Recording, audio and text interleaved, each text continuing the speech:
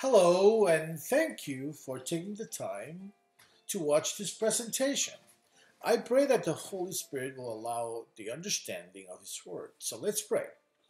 Lord, we come before you in thanking you for the love that you bestow upon us. We pray for the enlightenment of the Word through the work of the Holy Spirit for clarity and complete understanding. We pray in Jesus' name. Amen. Again, welcome and thank you for taking the time to check out this presentation. This is a brief presentation on a topic that I felt is suitable for the occasion. The topic is Make a Joyful Noise. Main focus for the special holiday for Christmas has everything to do with the birth of Jesus, the Son of God. We are celebrate we are to celebrate Christmas because Jesus is the reason for the season. Oftentimes, we get caught up with the busyness of getting things done and eventually it takes the focus away from this special event. Instead of getting caught up with the busyness of the world, we must learn to shift the focus on the purpose of the event and make it to our advantage to bring people to know the gospel of Jesus Christ or the good news. At the same token, we must take this as a vehicle to reach out to others as well. Allow me to give you some scriptures about giving or inviting guests. Matthew 22 verses 2 to 14 passage is a great reminder for a parable portraying of inviting guests. It talks about the kingdom of heaven. It's like a king who prepared a wedding feast for his son. He sent his servants to invite those who had been invited to come to the feast. They did not only refuse to come, but they also came up with excuses. Then the king sent more servants to tell them that the dinner is ready. Again, they paid no attention and went on their business. But others captured the servants, beat them, and killed them. The king sent his army because he was angry at what they did, destroyed those murderers, and burned the city. The king told the servants to go in the city and invite those who were not invited before to come to the party. They went on to every street corners and invited anyone who was available. They invited both good and bad people just to fill up the wedding hall. Verse 11 says that the king came to see the guests and noticed a man not wearing the proper attire. So he asked him, "How did you get in here without wedding clothes?" The man was speechless and could not give a proper response. So the king commanded his army to tie him up and throw him outside.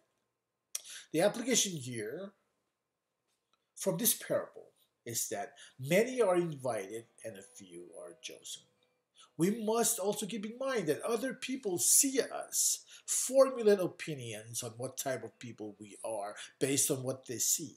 Our outward appearances, attitude, behaviors, and how we speak are some of the things that others formulate opinion on us. Only God knows what's in our hearts. He knows them before they manifest into actions. But other people can only judge us by what they see. We can also look in the Old Testament for this great invitation in Isaiah 55 verses 1 to 3. The passage says to come all, buy, drink, even with no money, at no cost to you. This to those who are thirsty. This is a call for us to return to His love and be restored. It is an invitation to drink the water of life. This invitation took place about 700 years to the coming or prior to the coming of our Lord Jesus Christ, which in his ministry was fulfilled in Matthew 11 verse 28. Jesus said, "Come to me all who are weary and burdened, and I will give you rest." The two words that Jesus uses in this passage, come and rest, are going to be the focus that will transition to the topic, which is make a joyful noise. The key verse I will use to support this topic can be used or can be found in Psalm 95 verse 1. Before we dive into the book of Psalm, let me give you some background of this book that can also provide us with context. This is the longest book that can be found in the center of the Bible. The messages drawn from this book is important, needed, and central to our walk. It can also be considered as a workbook on worship. The main message from this book tells us we are to be worshiping people. The question that we must ask ourselves is how many of us on a daily basis put this practice in our lives? This book also gives us the understanding of idea of vertical worship. Worship is not theoretical. It is practical. Being that it is practical, we should not hold within us the feeling of worshiping. Worship can only be seen on the outside. With 150 chapters in the book of Psalms, God must know something about his creation. It is by human nature to take several years to annihilate fleshly ways to becoming to fully abiding in God's standards. The book of Psalms is divided into five subdivisions. It is also a great reminder for the Pentateuch. This is referring to the five books of Moses, as you can see on the slide, which is attributed to Moses. There is a parallel between five subdivisions and the Pentateuch. The first subdivision is chapter 1 to 41 are parallel to the content of Genesis. Genesis, a book of creation and rebellion of mankind. The first rebellion that is recorded in the Bible is with Adam and Eve. As mankind continued to rebelling, or its rebellious act against God, God sent the flood, the great flood. And the power of Babel. Mankind attempted to reach the level of God, so God caused division by the way of creating many languages. Then the rebellious pattern continued on to Abraham, Isaac, Jacob, and then the son of Israel. The same pattern applies to the rest of the subdivisions and the Pentateuch. Chapters 42 to 72 are relative to the book of Exodus. God started unfolding his plan for redemption in the book of Exodus.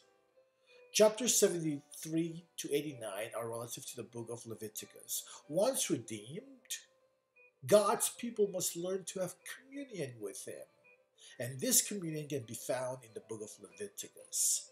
Chapters 90 to 106 are relative to the book of Numbers, and this book is known to be the book of directions. And chapters 107 to 150 are relative to the book of Deuteronomy, which is also considered the book of instructions. Now, before we go into the study, let's talk briefly about subscription. This is unique rather to the book of Psalm.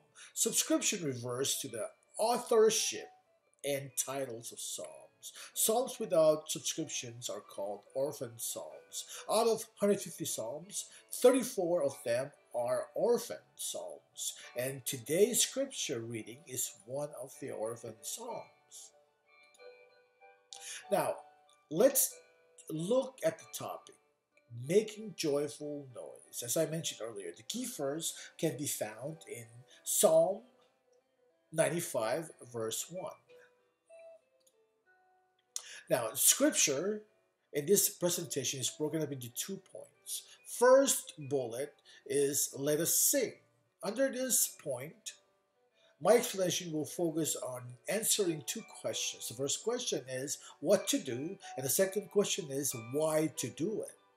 The second point is, or the second bullet rather, is let us worship. Under this point, there are 2 areas that we will focus on. The first area is the posture to take, and the second is the reason for reverence. In this presentation, I will use the phrase let us interchangeably with the word exhortation. With the definition of exhortation, it is the act of giving advices, recommendations, or warning. Now, let's look at the passage Psalm 95, verse 1 to 7a, and I will read.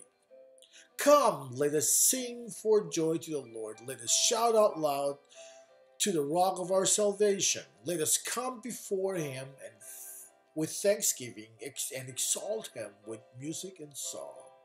For the Lord is a great God, the great King above all gods. In his hands are the depth of the earth, and the mountain peaks belong to him. The sea is his, for he made it, and his hands formed the dry land. Verse 6. Come, let us bow down in worship. Let us kneel before the Lord our Maker. Verse 7. For he is our God, and we are the people of his pasture, the flock of his care. Please take notice that the word come appears in verses 1, 2, and 6, which also in bold letters. Each time the word appears, it uses different meaning. And the phrase let us is underlined. See, this poem is made up of lettuces, and it is not good for people who like cabbages. There was supposed to be some humor in this last statement. Anyways, this is an old joke that I learned from one of my favorite pastor teachers. Point number 1, exhortation to sing. We will learn what to do and why to do it. Now, in this first one, Hebrew word for the word come is yalak. It means to come or walk. This also serves as a command for us to come immediately. The phrase let us is an encouragement for everyone to participate. It is participatory, where everyone's participation is required. To apply this verse in our lives, we can consider attending church. Showing up in church alone is an incomplete form of worship. Oftentimes, we show up with packages of emotions that hold us back from worshiping. These feelings can be anything about life, relationship, physical, or even our spiritual lives. The way to surrender these feelings in order that we can worship in spirit and in truth is the singing of praise songs written by those who were inspired by the Holy Spirit. The same inspiration through singing can miraculously impact the hearts of those who sing the songs. Singing releases the tension and pressure that build up prior to coming to the event. In doing so, will draw us near to our purpose of existence. Now let us look at Acts chapter 2, where we learn that prior to receiving the Holy Spirit, 3,000 followers were singing praises. The presence of the Holy Spirit in them allowed them to start speaking in different tongues. Other Jews who witnessed this event started asking questions about the unusual thing that they saw. In response, Peter stood up and explained that these people were not drunk, but they were showered by the power of the Holy Spirit while they were worshiping. This speech came down in history as the first sermon during the birth of the church. Another example that we can look at is in Acts chapter 16, where Paul and Silas were in prison. The Bible tells us that they were singing praises, giving praise to God Almighty, while other prisoners were listening. Then all of a sudden, there was an earthquake, and the cell doors flew open. Be that as it may, we must keep in mind that praise precedes powerful prayers. Regardless of circumstances we're in, always give praise to the Lord. Another scripture that we can look at is Exodus chapter 15. After the crossing of the Red Sea, Moses and Miriam gathered the Israelites to sing praises for the good things that God had done. God brought the salvation to them by destroying Pharaoh and his army. The word come in verse 2 uses the meaning to come in front. The Hebrew word used here is gadam. It means for us to go before or and sing for the Lord. Don't hold back from singing. We must learn to accept whatever the situation that we are dealt. When there is worshiping taking place, participate in the singing because great things will come. Look here, decisiveness is the key. Get in front and start worshiping. Singing as part is part of your worship. The sole purpose of our existence is to be worshipers.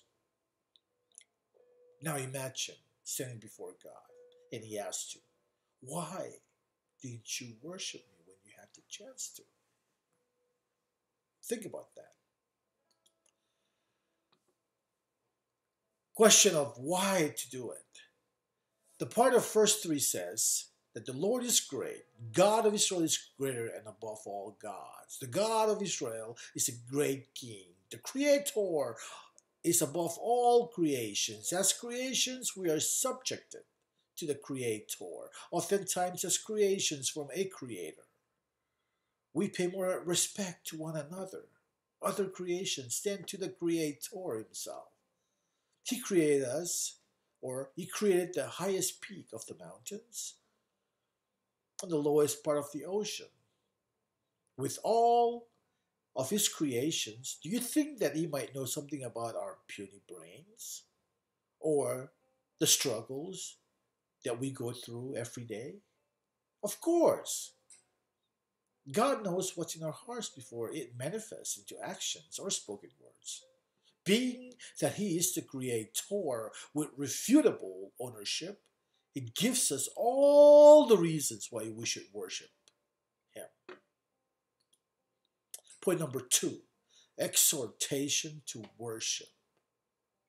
We'll look at posture to take and reason for reference.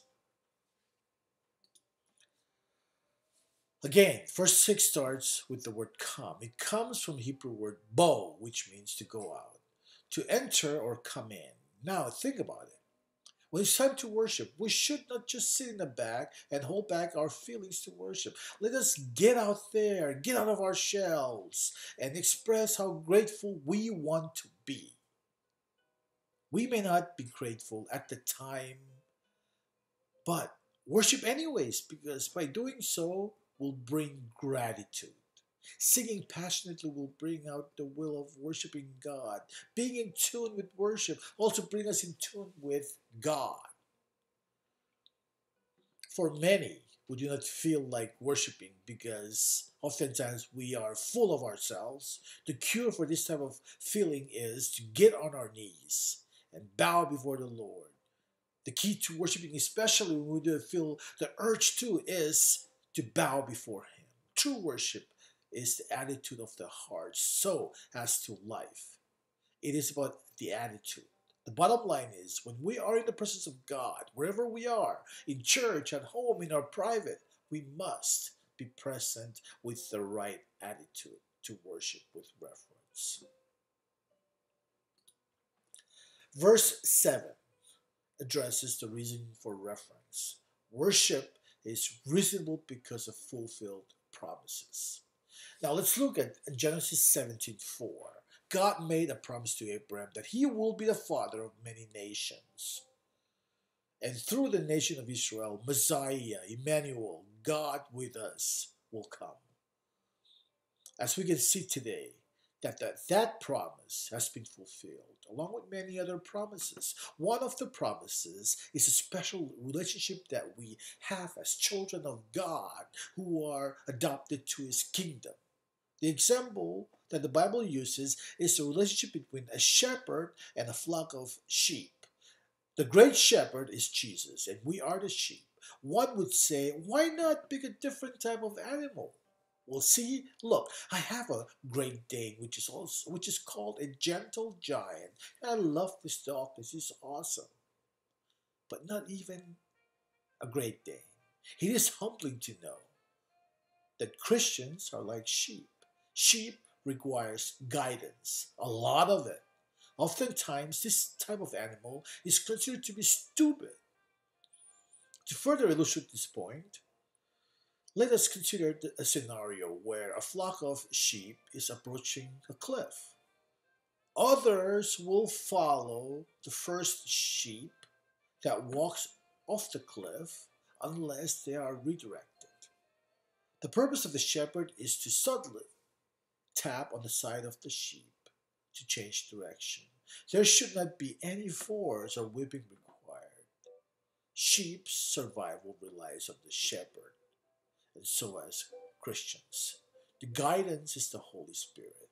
We need the presence of the Holy Spirit in our lives. The presence of the Holy Spirit seals this relationship with our great shepherd. And to be so special, for God is good all the time. God is good. God is good is one of the characteristics. Other characteristics of God are as follow. God is omnipresent, meaning that He is everywhere. God is omniscience, meaning that God knows all. God is omnipotent, meaning that God is all powerful. Now, in closing, allow me to give you a thought to remember. God and no other God is worthy to worship. Let me repeat that. God and no other is worthy to worship. Worship is reverence, including acts that demonstrate reverence toward God. The importance of worship is the submissive heart of the individual. We don't want to be considered as those who just make noise by banging of drums and cymbals, jamming on electric guitars, dancing, waving, laughing, and showing other emotional actions. Without Christ in the center of our worship, we are just wasting time by making noise. During this holiday season of celebrating Christmas, let's put God first in everything we do. Take opportunity to build bridges for others to know the love of God shown to us by the birth of His Son, Jesus Christ. Keep the celebration going in Jesus' name. May God bless you. And shall we pray? Lord God, thank you, Jesus. Thank you for this message. May I ask that you bless the ears who have heard this message and the eyes who have watched this video. May it transform our hearts and draw us closer to you as we celebrate this season. In Jesus' name we